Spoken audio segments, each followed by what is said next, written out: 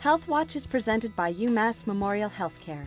Here, caring for you. What is a complex aortic aneurysm? Generally, we think of aneurysms as being relatively straightforward simple aneurysms or complex aortic aneurysm. And the real distinguishing feature is that a complex aortic aneurysm involves critical branch arteries that come off of the aorta. So example of those would be the kidney arteries, the intestine arteries, the arteries that go to the arms or to the brain. When we think about repair strategies, if there's a branch coming off of the area that's affected by the aneurysm, we need to not only fix the aneurysm, but we need to make sure that we maintain blood flow to those critical branches, and that's what makes it complex. What are the surgical options for aortic aneurysms? This would be a straightforward aneurysm repair, where you could imagine just putting this tube directly below the kidney arteries, and you don't have to worry about branches coming off of the aorta.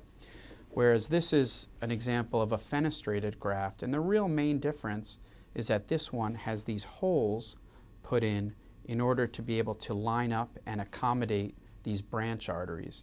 Because again, if you now bring this repair above the kidney arteries or above the intestine arteries, you need to find some way to maintain blood flow out to those critical branch arteries. And that's really what a fenestrated endograft can do. What we do is a lot of very careful, meticulous planning using three-dimensional software to actually design a graft that's personalized to that patient's anatomy. So when we put it into the patient, these holes are designed so that they line up perfectly with where those branch arteries come off. It's really a form of personalized medicine that we think is really exciting, where the graft is designed specifically to fit that patient's anatomy. There's actually a couple different ways we think about fixing aneurysms. One is with open repair, and one is with minimally invasive stent grafts like the ones I just showed you. With open repair, it involves opening the patient's abdomen, often when it involves these branch arteries, the chest as well, taking down the diaphragm, moving everything out of the way to replace the entire segment of the aorta. And that can be a very significant operation and stress for a patient.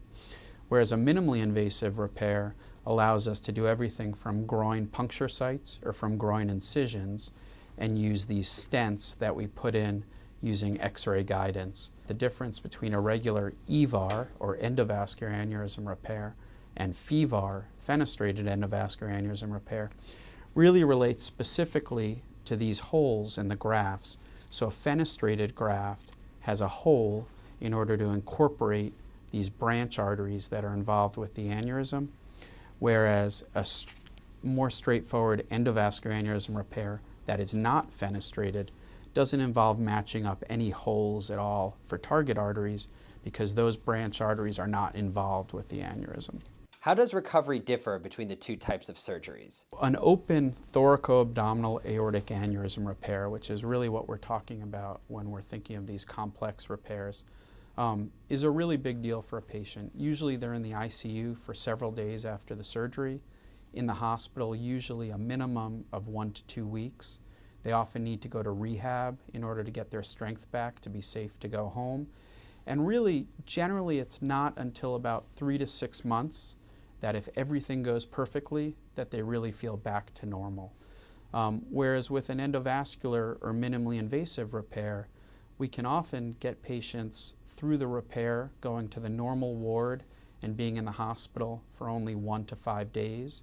Usually they go straight home from the hospital.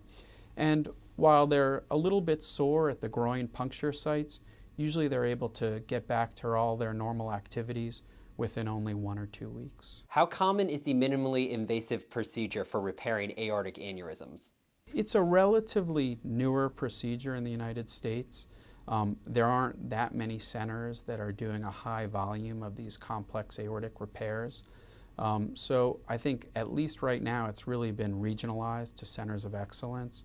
At UMass, we happen to be one of only a handful of sites that are doing complex repairs with these custom devices where we can order them specifically for a patient. There is one commercially available device that is being performed at many more centers around the country, but that's for very limited complex aortic anatomy, whereas with the access to the devices that we have through a clinical trial, we can treat nearly all thoracoabdominal arch and complex aortic aneurysms with these minimally invasive techniques. What is the referral protocol? The majority of our referrals for these procedures actually come from vascular surgeons and cardiac surgeons. And I think the reason for that is that when a patient's diagnosed with an aneurysm by their primary care doctor or other caregiver, they're often referred to a vascular surgeon.